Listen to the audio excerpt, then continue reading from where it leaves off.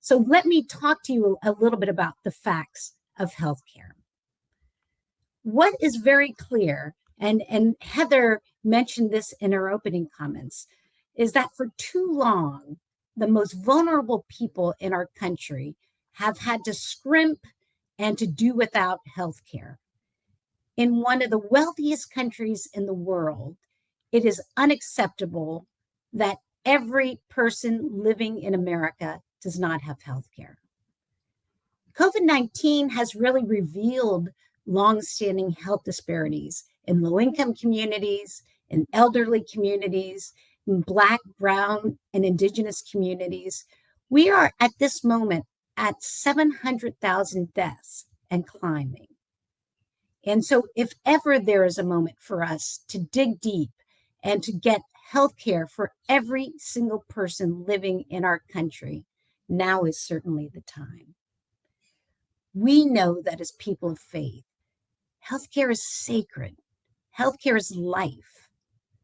And we are at a point in time right now that there is reason for good hope. Many, many years ago, you all probably rolled up your sleeve and worked hard on the Affordable Care Act. And in the Affordable Care Act, the thought is that we would make incremental progress to making sure that everybody had health care. Right now, we are at a state where 12 states, purely for political reasons, have refused to provide health care to the poorest members of their communities, the poorest members of their communities. And we think that is unacceptable. Earlier this spring, we were able to help work hard and get some supports to our people as part of the American Rescue Package. And in that package, we put in, or asked Congress, and they did it, incentives to close the Medicaid gap. And despite this, no state has implemented expansion. And quite frankly, no state at this point is even looking at expanding healthcare to their poorest. And again, I just have to remind you, we have people in 12 states, primarily in the South and in the Midwest, that will continue to lack healthcare access unless we take efforts. So that's what we're here to talk about tonight. The Build Back Better bill offers our country the chance to end these political games. It offers a chance to end the stark racial divides in our nation in the field of healthcare by expanding Medicaid and other healthcare programs aimed to ensure everybody has access.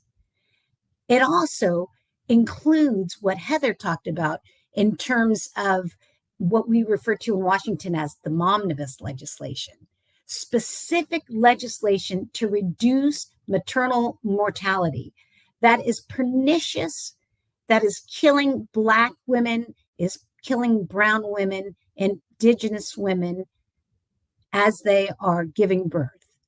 And if that doesn't make that a critical life issue for our community, I don't know what does.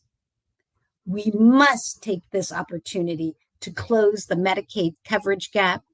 We must take this opportunity to make sure that we pass the omnibus legislation to provide comprehensive tools to finally address the maternal health crisis that is really plaguing particularly Black, Brown, and Indigenous communities. That's our job.